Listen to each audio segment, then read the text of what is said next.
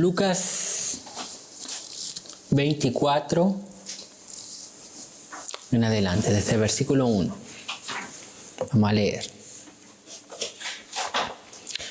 El primer día de la semana, muy de mañana, vinieron al sepulcro, trayendo las especias aromáticas que habían preparado y algunas otras mujeres con ellas. Y hallaron removida la piedra del sepulcro. Y entrando, no hallaron el cuerpo del Señor Jesús. Aconteció que estando ellas perplejas por esto, he aquí se pararon junto a ellas dos varones con vestiduras resplandecientes. Y como tuvieron temor y bajaron el rostro a tierra, les dijeron: ¿por qué buscáis entre los muertos al que vive? No está aquí, sino que ha resucitado. Acordaos de lo que os habló cuando aún estaba en Galilea, diciendo: es necesario que el Hijo del Hombre sea entregado en manos de los hombres pecadores y que sea crucificado y resucite al tercer día. Entonces ellas se acordaron de sus palabras y volvieron del sepulcro. Dieron nuevas de todas estas cosas a los 11 y a todos los demás. Eran María Magdalena y Juana y María, madre de Jacobo, y las demás con ellas, quienes dijeron estas cosas a los apóstoles.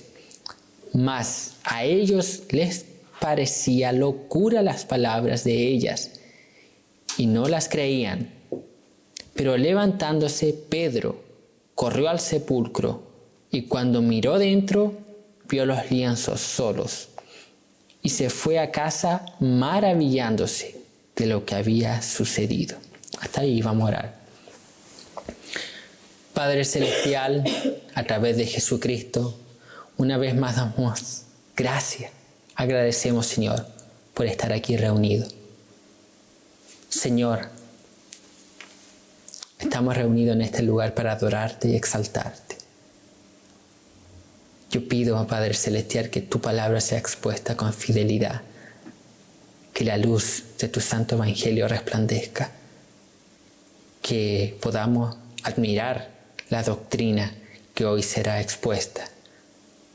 Señor, que nos podamos regocijar en la resurrección de Cristo, en esta obra tan maravillosa.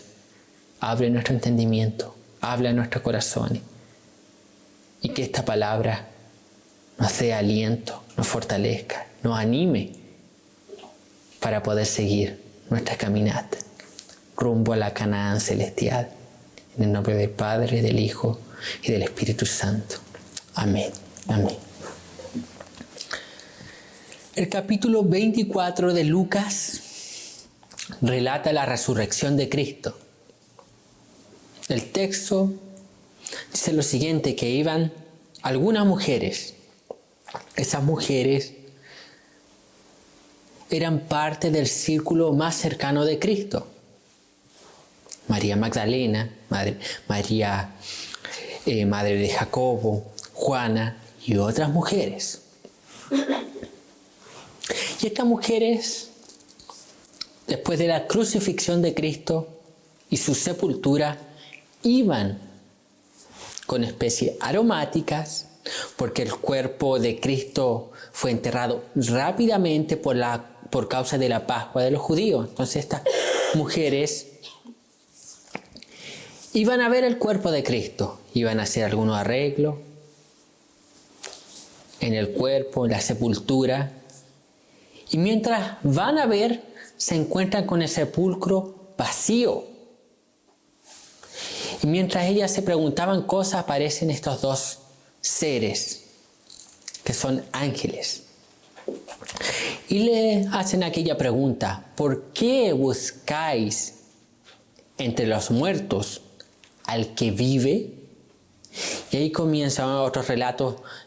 Creen, dice la Escritura, que las mujeres creían que había sido el jardinero que había sacado el cuerpo de Cristo. Y le preguntan dónde estaba el cuerpo o dónde lo había llevado.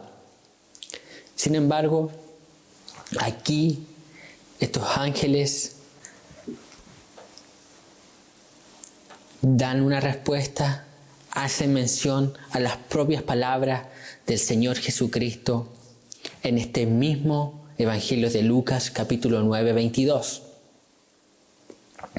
Y al hacer mención de estas palabras que Cristo había anunciado, que era necesario, dice el texto, que Cristo padeciese, fuese muerto por los pecadores, pero al tercer día Él resucitaría. Entonces, cuando los ángeles hacen mención de esas palabras, las mujeres comprendieron que Jesús había resucitado. Entonces ellas fueron y dieron voces a los 11 discípulos, diciendo que el Cristo, Jesús, había resucitado. Hay otro relato que describe que Juan y Pedro fueron corriendo a la tumba. Y Pedro fue el que entra y ve los lienzos. Y ya no estaba el cuerpo. Y el texto aquí acaba con este relato diciendo que Pedro dice, pero levantándose Pedro y corrió al sepulcro, y cuando miró dentro del sepulcro, vio los lienzos solos, sin el cuerpo, y se fue a casa maravillándose de lo que había sucedido. Quedó maravillado, impactado. Las palabras de Jesús se habían cumplido. Y hoy, ya más de 2000 años, recordamos la resurrección de Cristo. Y en esta fecha se recuerda eso, la muerte, sepultura y resurrección de Cristo.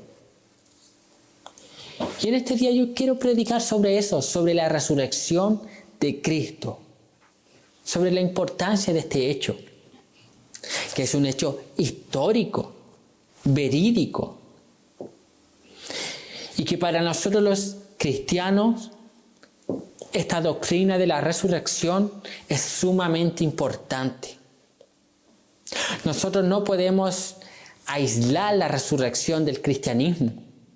La base principal del cristianismo es la resurrección de Cristo.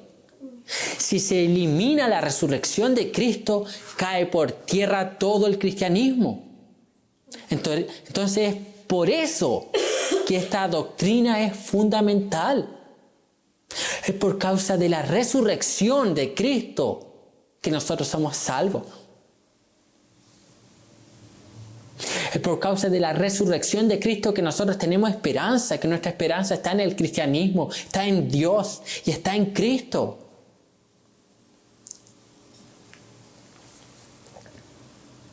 Y la resurrección de Cristo es una de las doctrinas más atacadas. Durante la historia de la Iglesia, la doctrina de la resurrección ha sido atacada. Fue atacada cuando recién se iniciaba por los judíos. Desde el principio, desde que nace el cristianismo, la resurrección de Cristo comenzó siendo atacada. ¿Por qué razón? Porque una de las doctrinas más fuertes, más verídicas e históricas que da fuerza al cristianismo. Al cristianismo. Entonces la doctrina de la resurrección es una doctrina fundamental del cristianismo que nosotros debemos conocer, nosotros debemos dominar y nosotros debemos defender. Defender la doctrina de la resurrección. ¿Y cuál es nuestra base con respecto a la doctrina de la resurrección? ¿De dónde se extrae nuestra base para creer en la resurrección de Cristo? De la palabra de Dios. se extrae de los 4 evangelios, del relato del libro de Hechos de Lucas y los escritos paulinos y de todas las otras epístolas. La doctrina de la resurrección de Cristo está en todo el Nuevo Testamento. Pero no solo acaba ahí, sino que también está en el Antiguo Testamento. Entonces es una doctrina fundamental. Y nosotros vamos en el día de hoy a estudiar sobre la resurrección. Un poco porque es una doctrina muy profunda, muy amplia, que trae diversos temas juntamente con ellas. Entonces nuestra pregunta para iniciar este estudio sobre la resurrección que nos cabe de hacer es: ¿qué dice la Biblia con respecto a la resurrección de Cristo? ¿Qué dice? Porque nuestra regla, nuestro fundamento de toda nuestra vida como cristiana es la palabra de Dios. Entonces vamos a ver qué dice la Biblia con respecto a la resurrección de Cristo.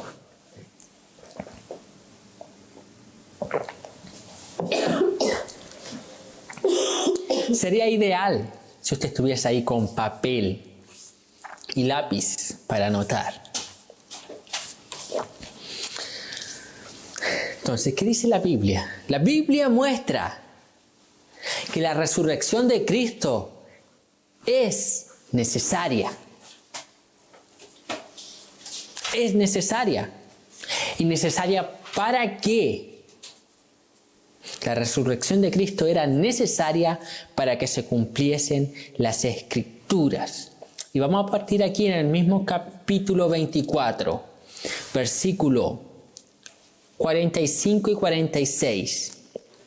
Dice lo siguiente: entonces les abrió el entendimiento para que comprendiesen las Escrituras y les dijo: así está escrito. Y así fue necesario que el Cristo padeciese y resucitase de los muertos al tercer día.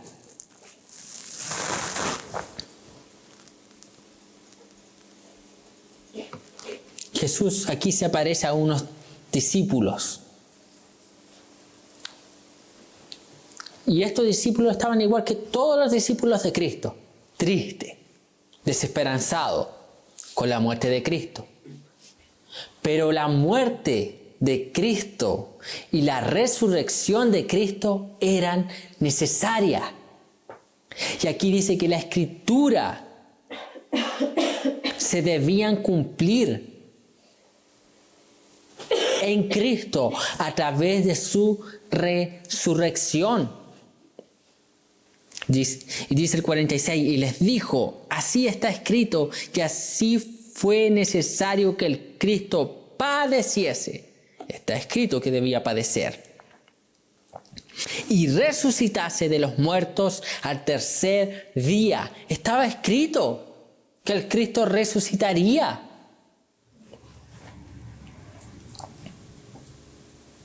Está escrito. Entonces era necesario para que la Escritura se cumpliese. ¿Por qué más era necesario la muerte de Cristo? ¿Por qué más era necesaria la resurrección de Cristo? La resurrección de Cristo era necesaria para el perdón de los pecados. Primera de Corintios 15, 17. Primera de Corintios 15, 17 dice lo siguiente: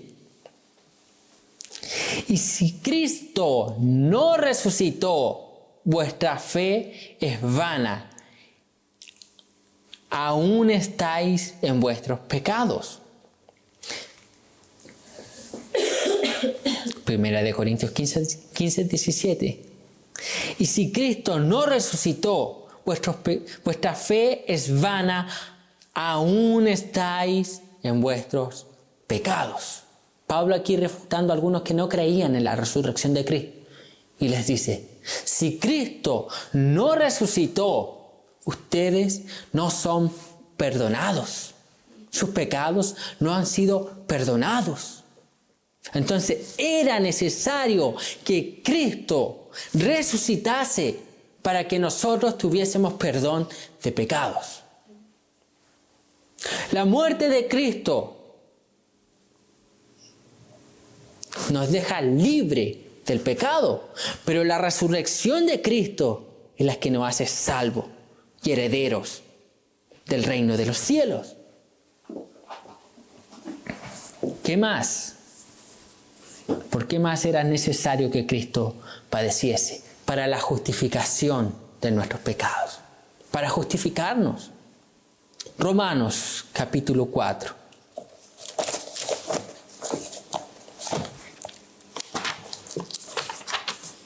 Romanos capítulo 4, versículo 25, dice así. Romanos 4, 25, dice así. El cual fue entregado por nuestras transgresiones y resucitado para nuestra justificación. Cristo tenía que resucitar para justificarnos.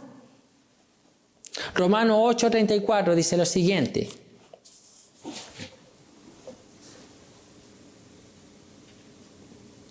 ¿Quién es el que condena? ¿Quién es el que condenará? Cristo es el que murió, más aún el que también resucitó, el que además está a la diestra de Dios, el que también intercede por nosotros. Era necesario que Cristo resucitase para que nosotros pudiésemos ser justificados. Romanos 5:1 dice, justificado pues por la fe tenemos paz para con Dios por medio de nuestro Señor Jesucristo. Esa paz es adquirida o no es otorgada a través de la resurrección de Cristo. Si no hay resurrección, no hay justificación. ¿Está entendiendo? Una de las doctrinas más fundamentales de la doctrina reformada que se enseña, se divulga, es la justificación por la fe. Una de las piedras fundamentales de Martín Lutero era la justificación de la fe. La justificación por la fe. Lutero enseñaba bíblicamente que la Iglesia Católica estaba errada, que no se era salvo por obras, sino por gracia. Pero esa gracia operaba a través de la fe. Y ahí es que nosotros conocemos la justificación por la fe. Pero sin embargo, esa justificación por la fe no tiene sentido si Cristo estuviese muerto, si Cristo no hubiese resucitado. ¿Está entendiendo la importancia de la doctrina de la resurrección? Era necesario que Cristo resucitase para justificarnos. La resurrección era necesaria para nuestra esperanza. Primera de Corintios 15.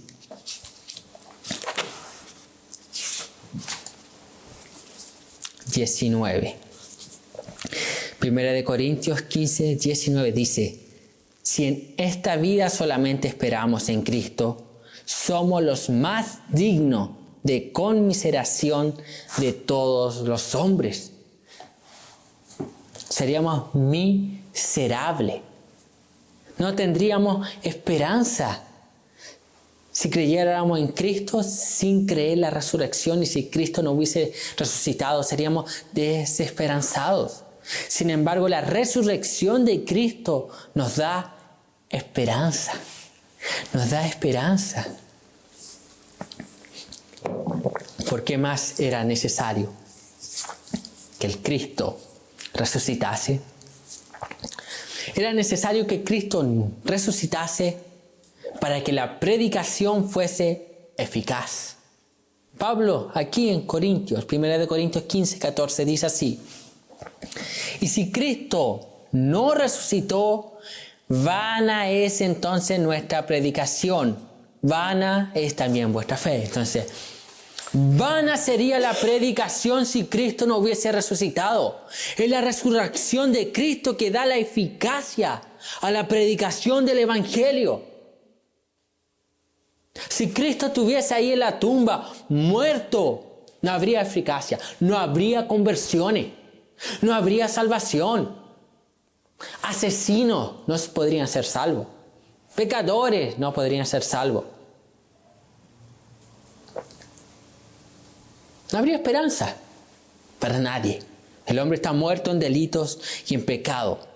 Y el hombre, para ser libertado, libre de la esclavitud del pecado, debe creer en Cristo a través de la exposición del Evangelio. ¿Y qué es lo que hace eficaz la exposición del Evangelio para que pecadores depravados crean en Cristo? Es la resurrección de Cristo. Es que Él está allá arriba. Es que Él salió de la tumba. Por eso que era necesario que Jesús resucitase para que la predicación fuese eficaz. Evidencia, vemos a Pedro, se para y da un sermón, gana 3,000, se para y da otro sermón, 5,000, 2 sermones, uno gana 5,000, otro gana 3,000, 8,000 personas. 8,000 personas se convierten. ¿Dónde estaba la eficacia, el poder de la predicación? ¿De dónde provenía? De Cristo, de ese Cristo resucitado. La eficacia de la predicación. La eficacia de la predicación.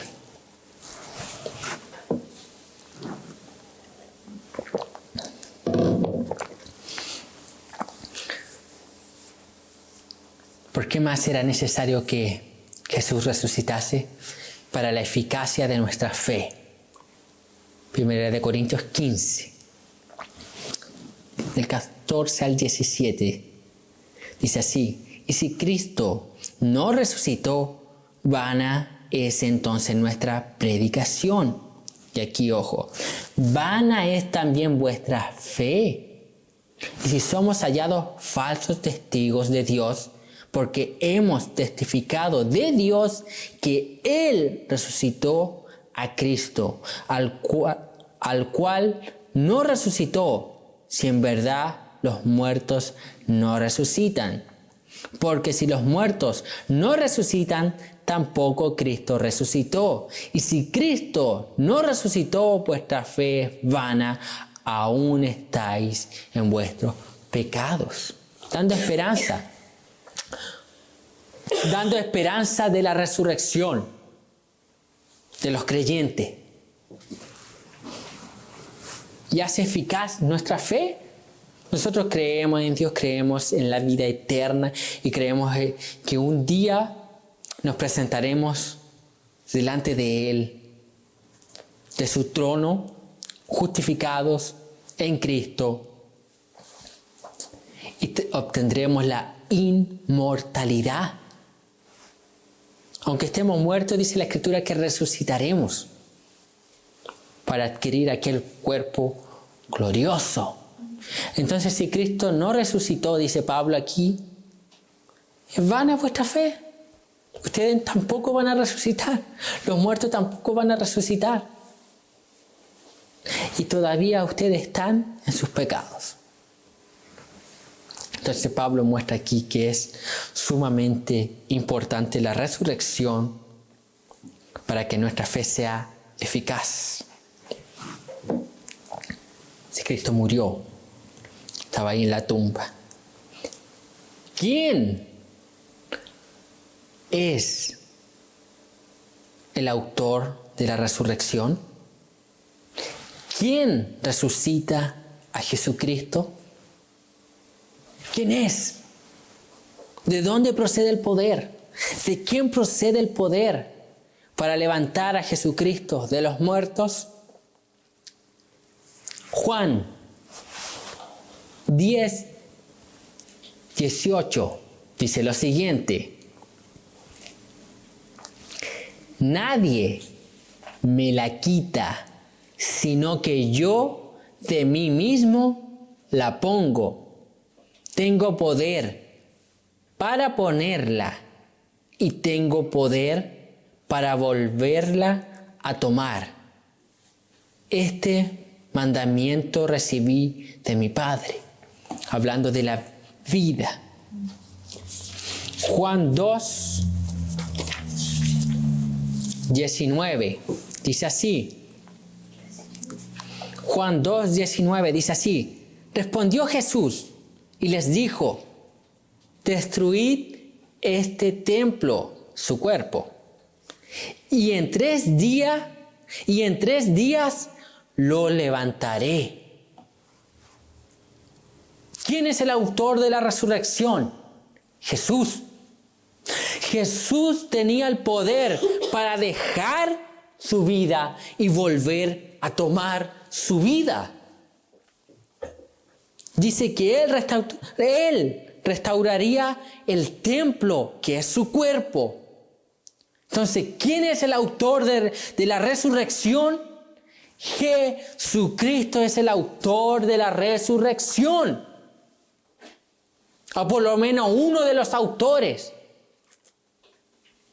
Vea lo que dice Hechos 2:24.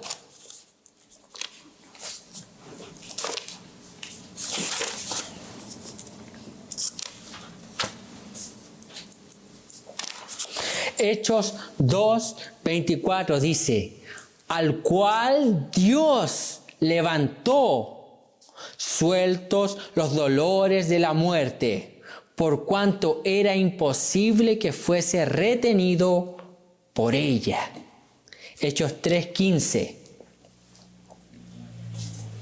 Y matasteis al autor de la vida, a quien Dios ha resucitado de los muertos, de lo cual nosotros somos testigos.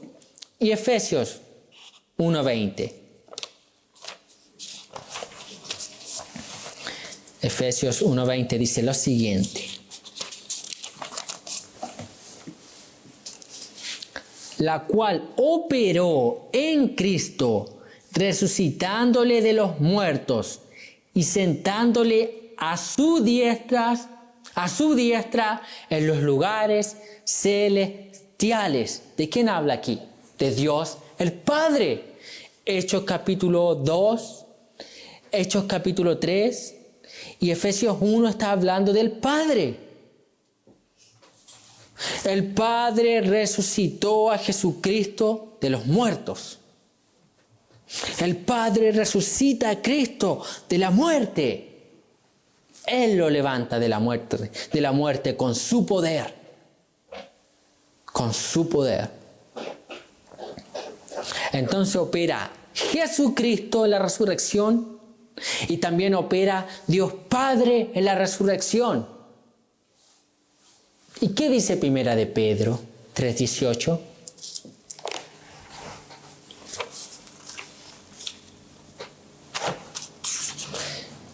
Primera de Pedro 3:18 dice así: porque también Cristo padeció una sola vez por los pecados, el justo por los injustos, para llevarnos a Dios, siendo a la verdad muerto en la carne, pero vivificado en espíritu. Romanos 8:11. Vamos a terminar con Romanos 8:11 esta sección.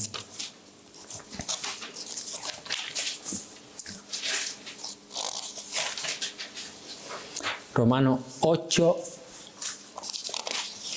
versículo 11, dice así: y si el espíritu de aquel que levantó de los muertos a Jesús mora en vosotros, el que levantó de los muertos a Cristo Jesús vivificará también vuestros cuerpos mortales por su espíritu que mora en vosotros. Ahí concluye. ¿Quién estaba operando también en la resurrección? El Espíritu Santo. Entonces, ¿quién es el autor de la resurrección? Es aquel Dios trino. Es Dios Padre, Dios Hijo y Dios Espíritu Santo resucitando a Jesús de entre los muertos. Vemos operando aquí la doctrina de la Trinidad. En la resurrección de Cristo operó la doctrina de la Trinidad. Dios Padre, Dios Hijo y Dios Espíritu Santo.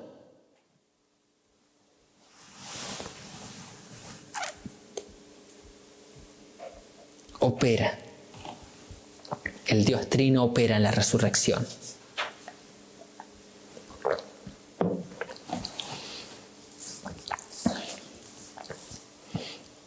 Ese Dios Trino opera en la resurrección.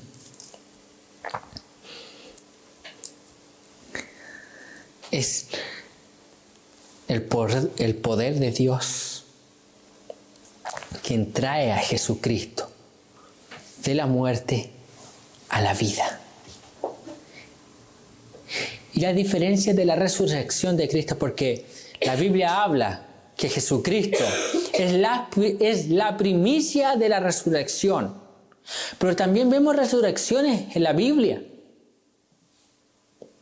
¿No es así que lo hace Elías? ¿No es así que lo hace Eliseo cuando resucitan niños? Y el propio Jesús resucita a Lázaro de la muerte. Entonces, ¿por qué la Biblia dice, Pablo, hablando a los Corintios, que Jesucristo es la primicia de la resurrección?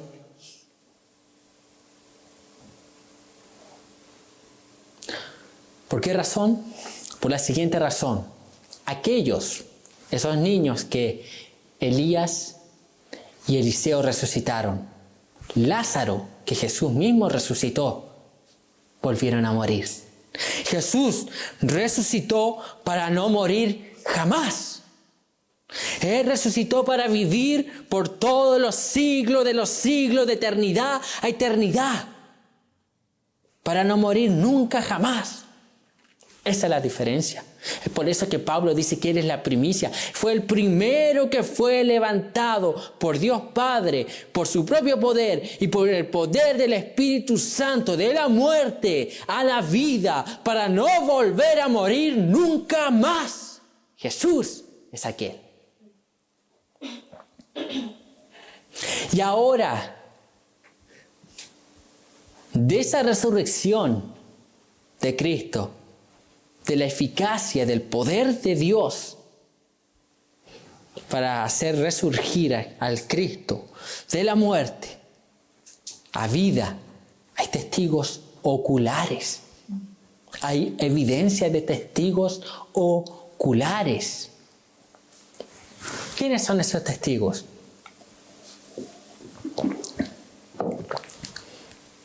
Yo aquí hice una mención, una lista de algunos testigos. No sé si leerla toda, porque son muchos testigos y son varios pasajes. Entonces voy a leer, o voy a recurrir, yo creo que a una nomás, a una sola cita. A una sola cita. Pero vamos a ir mencionando a aquellos testigos y dando las citas para los que la quieran anotar. Uno de los testigos fue María Magdalena. Marcos capítulo 16 versículo 9. Las mujeres fueron testigos, Mateo 28, 9. Pedro en Lucas 24, 34. Dos discípulos, Lucas 24, del 13 al 31, camino de Emaús. También fueron testigos de esta resurrección los 12 discípulos, sin Tomás, Juan 20, 19 y 24. Y también fueron testigos los 12 discípulos con Tomás, Juan 20, 26. ¿Quiénes más fueron testigos? Todos los apóstoles en Hechos 1, 9. ¿Quién más fue testigo? Vamos a abrir 1 Corintios 15, 8. Vean quién es testigo. Y al último de todos, como un abortivo, me apareció a mí, dice el apóstol Pablo. Nótese que Jesucristo, cuando Pablo va camino a Damasco, Jesucristo se le aparece. Lo que Pablo experimentó no es simplemente una visión. Pablo vio a Jesucristo resucitado. Jesucristo se le apareció. El Cristo resucitado se le aparece a Pablo camino a Damasco. Y Pablo es un testigo ocular de la resurrección de Cristo. Porque no hay ningún indicio después de eso que Cristo se haya aparecido de la forma que se le apareció a Pablo camino a Damasco. No fue una visión.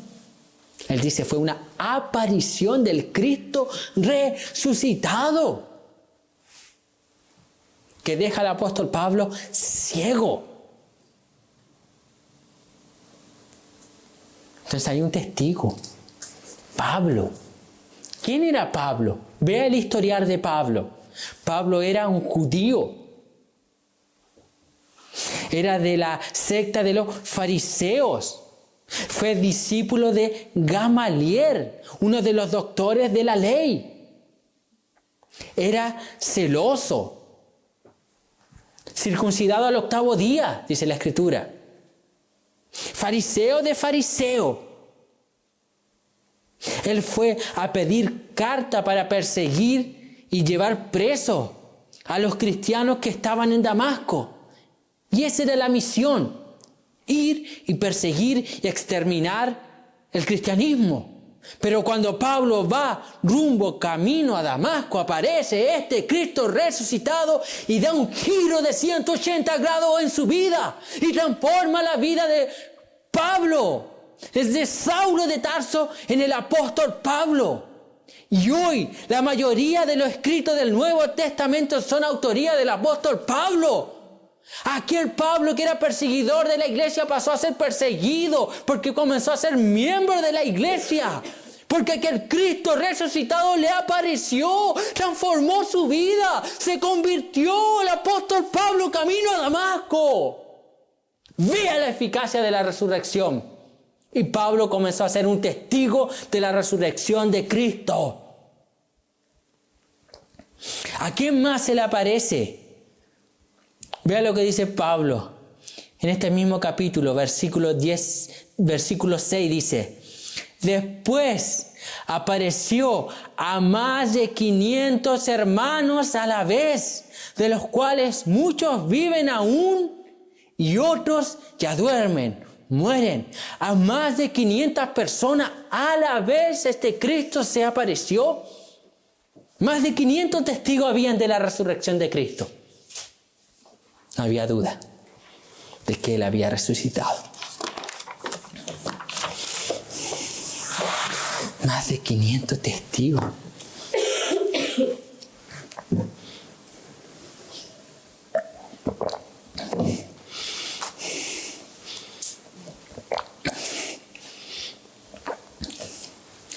Yo aquí tengo, para no volver a escribir, tengo la teología sistemática de Berkov. Y él aquí da por lo menos 4 objeciones a la resurrección. Yo voy a leer aquí. Y como yo empecé esta predicación diciendo que es una de las doctrinas más importantes del cristianismo, por ende también es una doctrina de las cuales es más atacada.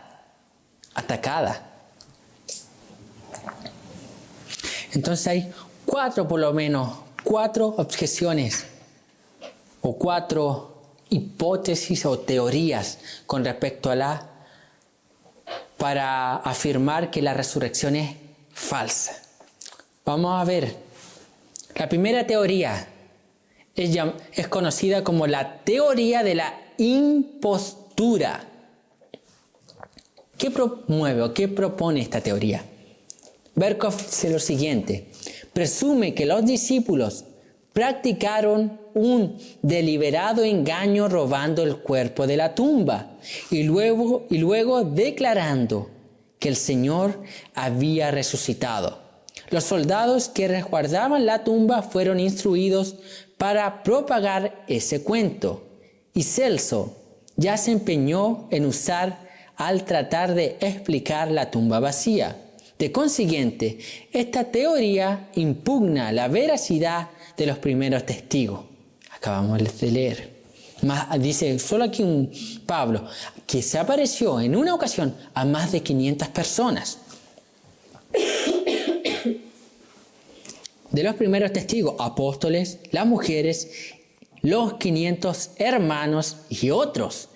Pero es extremadamente improbable que los descorazonados discípulos hubieran tenido valor para defraudar con semejante falsedad a un mundo que les era hostil. Imagínense, ¿quién dominaba en el tiempo de los apóstoles?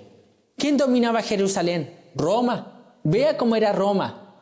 Imagínense el contexto, los judíos y ahora los romanos, y que ellos se levantasen con una mentira. ¿Quién iba a querer eso? Iban a ser descubiertos y ¿qué le iba a pasar? Preso, muerto, por causa de una mentira. Absurdo que los discípulos hubiesen robado el cuerpo de Cristo para hacer creer que era la resurrección. Aquí Berkov dice, es imposible creer que hubieran persistido en sufrir por tan manifiesta postura. O sea, imposible. ¿Quién iba a querer sufrir por algo que era mentira? Nadie. Entonces esta es la teoría de la impostura, que los discípulos intentaron robar el cuerpo. Que los discípulos robaron el cuerpo de Cristo y comenzaron a divulgar una mentira. Segundo, la segunda teoría es conocida como la teoría del síncope. Según esta teoría, Jesús no murió en verdad, sino que nada más se desmayó, aunque se pensó que de verdad había muerto. Pero esto, como es natural, provoca varias preguntas que no se pueden responder fácilmente. ¿Cómo puede explicarse que se hubiera engañado a tanta gente y que el golpe de la lanza no hubiera quitado la vida de Jesús? ¿Cómo habría podido Jesús, en una condición exhausta, rodar la piedra del sepulcro y luego caminar de Jerusalén a Emaús y regresar? ¿Cómo fue que los discípulos no lo trataron como un enfermo, sino que le vieron en el aposento, le vieron en él al poderoso príncipe de la vida? ¿Y qué pasó con Jesús después? Desterrado de la resurrección, tiene que desterrarse también, naturalmente, la ascensión.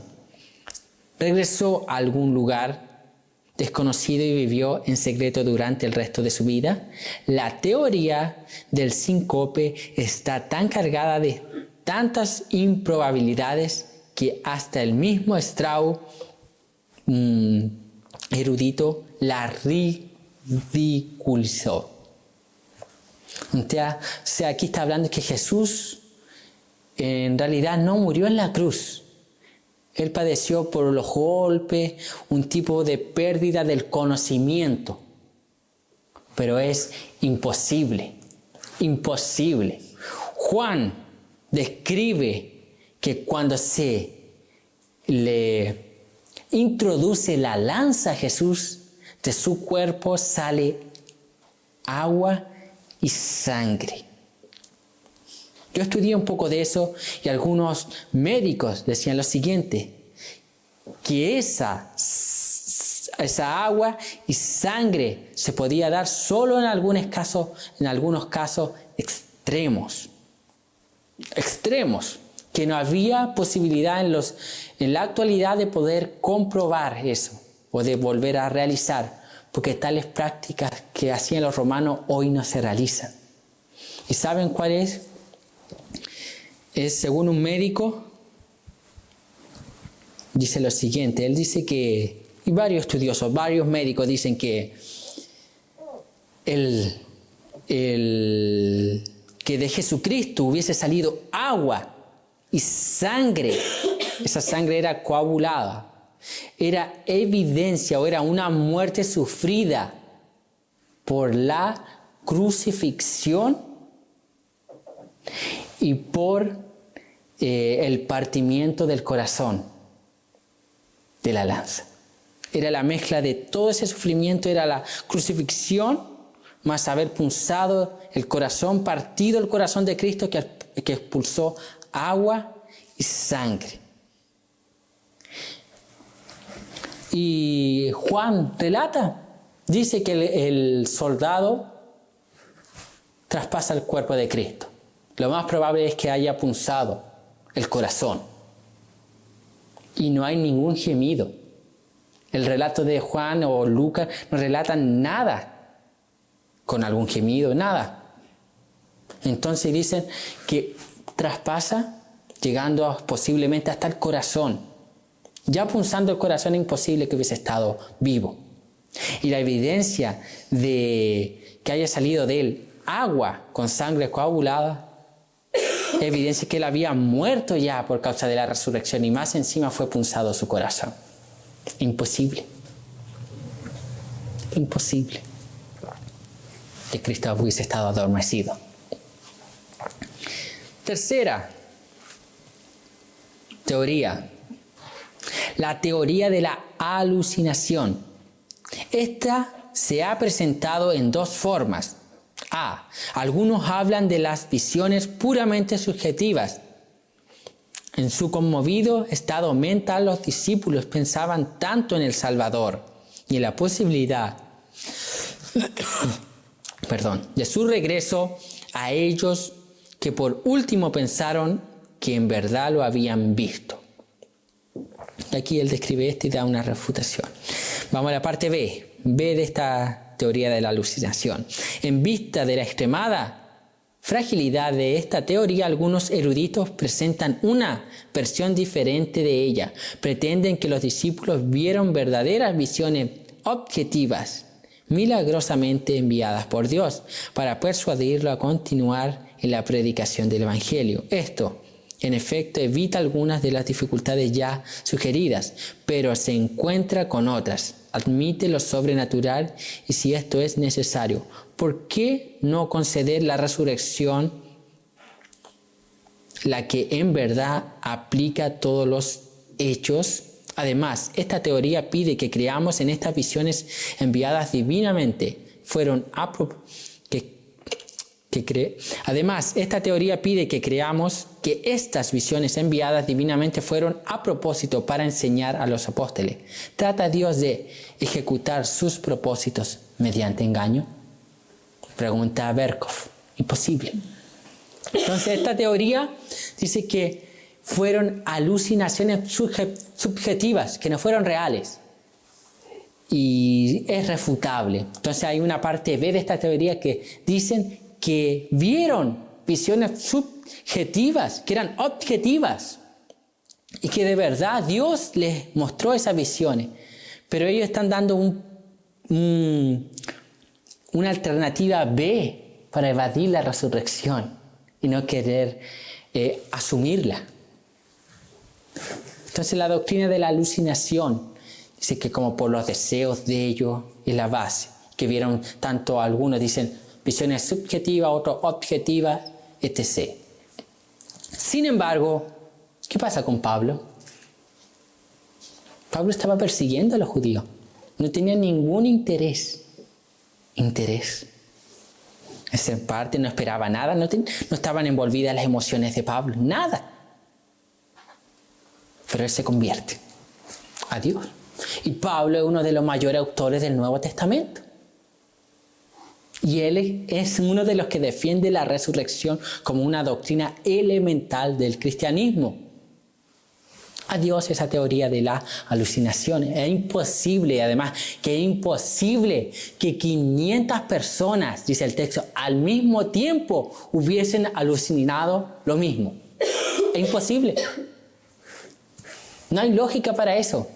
Uno le puedo creer, 2, 3, diversa situación, pero más de 500 y al mismo tiempo, absurdo.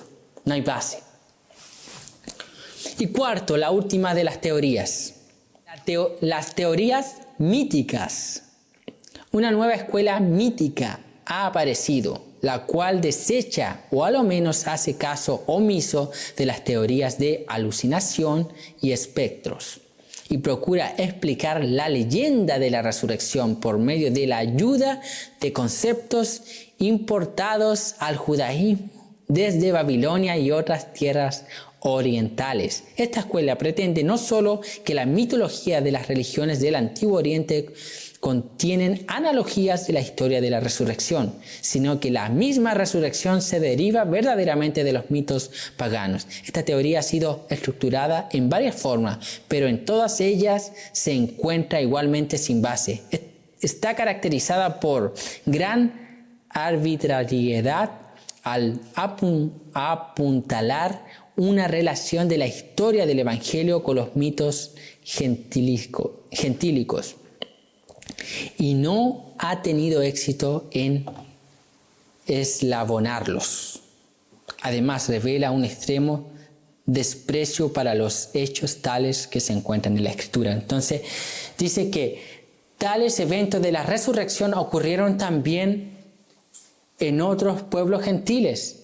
Eran mitos. Era un mito babilónico, otro mito por acá, de la resurrección es mito. Y ese es un elemento que ocupa mucho para refutar ciertas cosas de la Biblia. No es solo la resurrección. Pero no hay cómo, el eslabón, no hay cómo unir esos mitos con la resurrección de Cristo. No hay cómo. Además tenemos testimonio de testigos oculares que estuvieron ahí. Estuvieron ahí. Entonces, estas 4 objeciones o teorías para poder responder o refutar la resurrección de Cristo, todas caen por tierra. Todas caben por tierra. Y una de las razones más importantes son los testigos. Los testigos. ¿Quién podría? Vimos que era imposible que los testigos pudiesen robar el cuerpo e inventar, hacer una doctrina falsa, una enseñanza falsa. Imposible. Imposible. Porque sufrirían si hubieran descubierto, moría todo. Entonces, y todo, una de las cosas más fuertes es que todos los discípulos de Cristo, por lo menos los 11, incluyendo el apóstol Pablo, todos los discípulos de Cristo murieron por causa de esta doctrina. Murieron creyendo esto. A lo mejor alguno puede refutar y decir, hay muchas personas que mueren por mentiras. Sí, es verdad, hay muchas personas que mueren por mentiras, pero creyendo que es verdad. Esa es la diferencia. ¿Por qué es diferente? Porque los discípulos, si los discípulos hubiesen inventado que Jesús resucitó de entre los muertos, ellos hubiesen muerto por una doctrina o una enseñanza, o ellos hubiesen muerto por una mentira que ellos sabían que era mentira. Mucha gente muere por mentiras, creyendo que es verdad. Sin embargo, los judíos, los discípulos hubiesen muerto por mentiras, sabiendo que era mentira. Es absurdo. Tal vez uno fanático hubiese muerto, uno, pero no 12. Pablo murió decapitado, Pedro crucificado, Juan murió de muerte natural, pero por causa de la resurrección, exiliado en la isla de Patmos. Entonces, imposible que los 12 discípulos y todos los testigos y todos los demás cristianos que murieron por causa de Cristo hubiesen muerto por una mentira sabiendo que era mentira. Eso cae por tierra, es absurdo. Nadie hace eso. Nadie.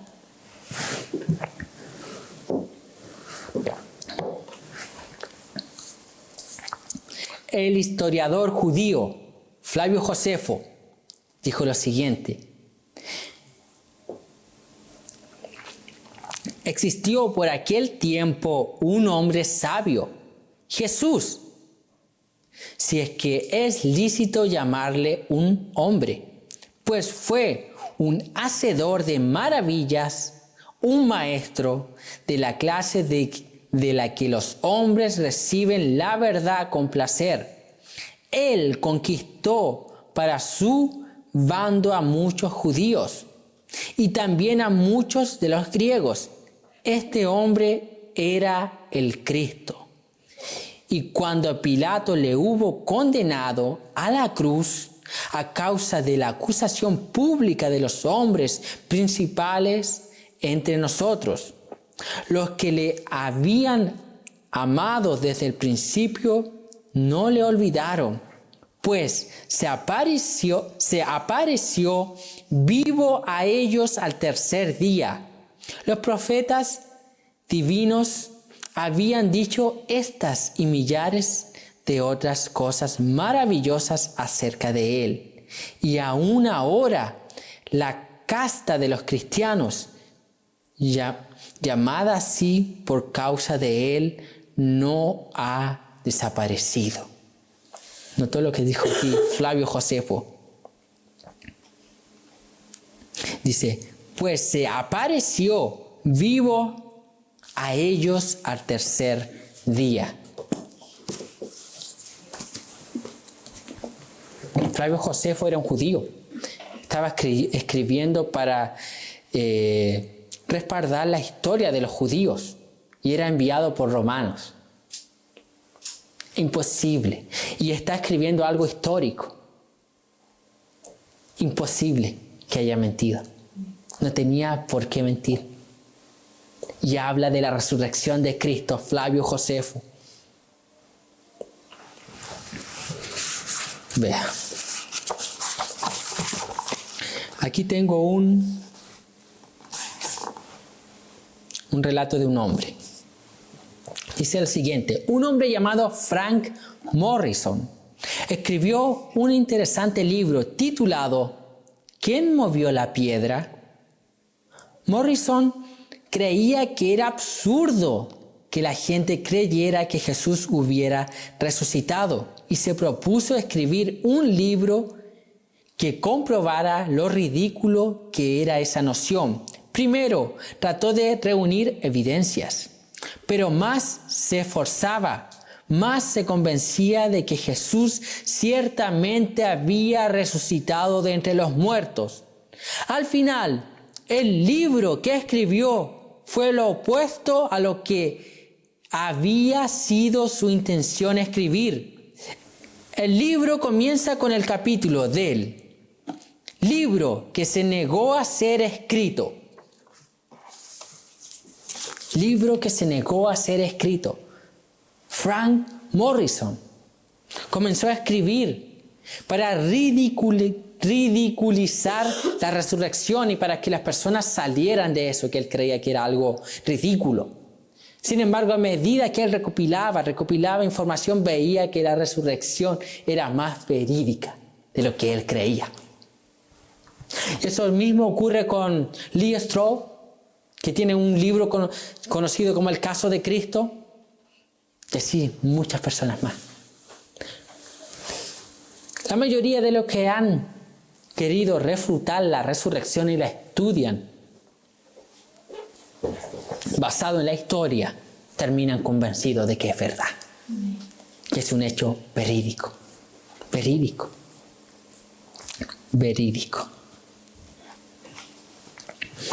Y en una ocasión, un joven predicador, predica del Evangelio, y luego cuando termina de predicar, un oyente se le acerca y le entrega una pregunta y le dice así: ¿cuál es la diferencia entre tu religión y las demás? Y le da un listado de nombres: el Islam, el budismo, el hinduismo, los Hare Krishna, etc. Le dice: ¿cuál es la diferencia entre tu religión, el cristianismo, y las demás? Este joven paró un poco y luego escribe, entrega la respuesta. ¿Sabe cuál es la diferencia? Una tumba vacía. Esa es la diferencia. La tumba de Mahoma sigue estando allá. La tumba de Buda sigue estando allá. La tumba de Cristo está vacía. Mucha gente peregrina, hace peregrinaciones a la tumba de Mahoma. Nadie hace peregrinaciones a la tumba de Jesús. ¿Por qué? Porque la tumba de Jesús está vacía. Él no está en esa tumba. Mi hermano, los musulmanes, si encuentran un hueso de Mahoma, ellos adorarían ese hueso. Si un cristiano encontrase un hueso de Cristo, lloraría. Cae por tierra todo el cristianismo. Sin embargo, nunca en la historia se ha podido encontrar un hueso de Cristo y nunca se encontrará, porque Él ya no está en la tumba. Él resucitó de entre los muertos, mi hermano. Y Él está vivo hoy más que nunca. Y es esa resurrección de Cristo la cual nos tiene aquí. Es esa resurrección de Cristo la cual nos hace predicar con pasión. Y hace que nuestra predicación sea eficaz. Es la resurrección de Cristo.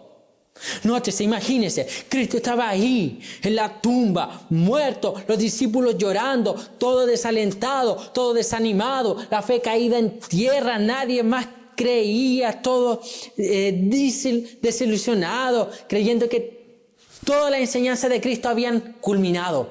Acabó. Imagínense, Pedro había negado, desesperanzado total. Acabó, Jesús ya no está. Juan, reclinada en el pecho de Jesús, ya no tenía dónde reclinar su cabeza.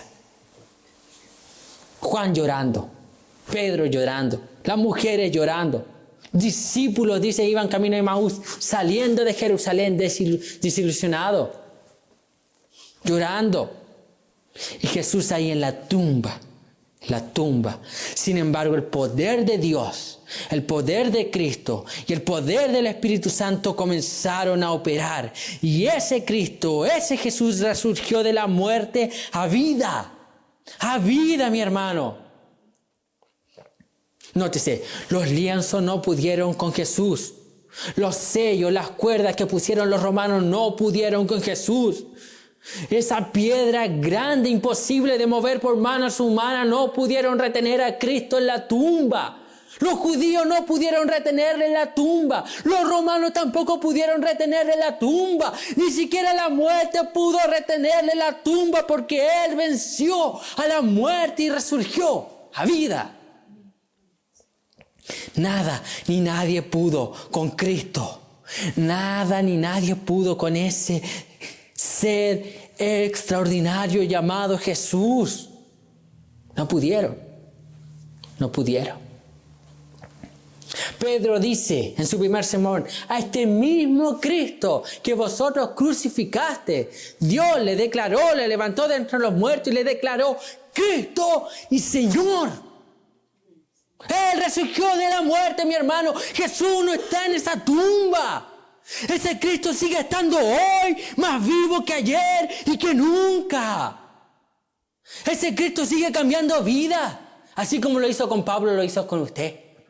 Así como lo hizo con Pablo, lo hizo con nosotros. Y lo seguirá haciendo. Ese Cristo no está ahí en una tumba, no está muerto, no está aplastado. Él está vivo. Él resurgió de la muerte. Dice el libro de Apocalipsis que Él tiene en su mano la llave de la muerte y del Hades. Es Señor. Es Señor. Es Señor. Ese Jesús maravilloso. Ese Jesús extraordinario.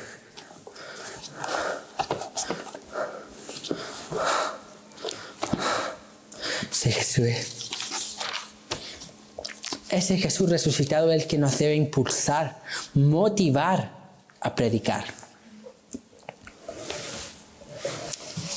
A predicar. Ese Jesús. Jesús entonces no está en la tumba. Él resucitó de entre los muertos. Ese mismo Jesús que nosotros le dice el texto que ustedes le han visto ascender a los cielos, así mismo le veréis otra vez. Cuando venga, ese Jesús volverá a buscar a los suyos. Cristo y Señor, dice Pedro. Y Jesús ahí en la muerte. El texto dice que Él estaba ahí muerto, resucita.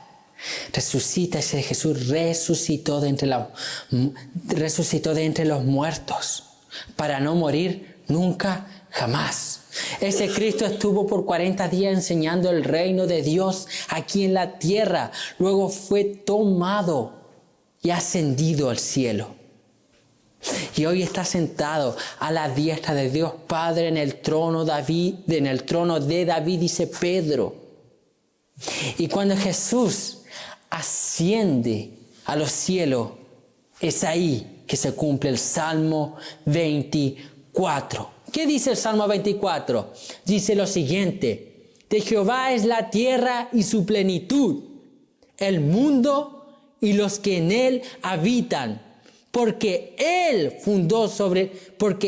la fundó sobre los mares y la firmó sobre los ríos. ¿Quién subirá al monte de Jehová? ¿Y quién estará en su lugar santo? El limpio de manos y puro de corazón, el que no ha elevado su alma a cosas vanas ni jurado con engaños. Él recibirá bendición de Jehová y justicia del Dios de salvación. Tal es la generación de los que le buscan, de los que buscan tu rostro, oh Dios de Jacob. Selah.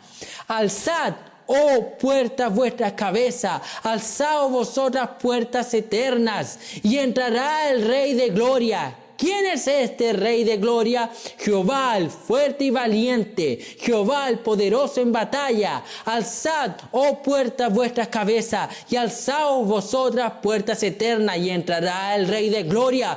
¿Quién es este Rey de Gloria? Jehová de los ejércitos es el Rey de Gloria. Jesús era aquel Rey de Gloria. Muchos dicen y hacen esta ilustración, que estaba Dios Padre, los ángeles y es Cristo. Cristo asciende a los cielos y Cristo comienza a decir: alzaos, oh puertas, vuestras cabezas, y alzaos vosotras puertas eternas, y entrará el Rey de Gloria. Y el Cristo resucitando, Dios hablando. Y los ángeles responden y preguntan y dicen: ¿quién es este Rey de Gloria? Y el Señor responde: Jehová de los ejércitos, fuerte y valiente, Jehová el poderoso en batalla. Alzaos, oh puertas, vuestras cabezas, y alzaos vosotras puertas eternas, y entrará el Rey de Gloria.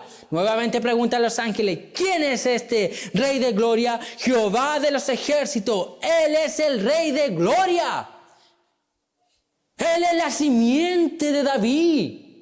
Él es el alfa y omega, el principio y el fin. Él es el pan de vida. Él es la resurrección y la vida. Él es el santo de Israel, el todopoderoso, el Shaddai, el omnisciente, el omnipotente, aquel que sustenta todas las cosas por medio de la palabra de su poder. Él es aquel que nos presenta a Dios. Él es aquel que justifica. Él es aquel que nos regenera. Él es aquel que nos salva. Él es aquel que resucitó de entre los muertos. cierto, es aquel que nos da vida eterna, es el pan de vida, es el alfa y el omega, el principio y el fin, el primero y el último, quien es, quien ha de ser y quien ha de venir. Ese Jesús extraordinario, es el Cristo a quien nosotros servimos, es aquel que resurgió de la muerte, vence a la muerte, rompe los lienzos, rompe la piedra y hoy está sentado a la diestra de Dios Padre intercediendo por nosotros. Ese Cristo extraordinario. Ese Cristo extraordinario. No hay otro como Él. No hay ningún otro como Él. No hay ningún otro como Él. La resurrección de Cristo es extraordinaria. Esta doctrina debería a nosotros motivarnos. Esta doctrina a nosotros debe animarnos. Esta doctrina a nosotros debe fortalecernos, llenarnos de expectativa en la obra de Dios, con Dios, en nuestra intimidad con Dios. Cristo resucitó. Ahora tengo acceso libre a la presencia de Dios. El velo fue rasgado para entrar en su presencia. Puedo habitar en Él. Soy salvo, soy salvo. Esta doctrina debe despertar nuestra hambre de Dios, nuestra sed de Dios. Amén. Vamos a inclinar nuestro rostro y vamos a comenzar a orar.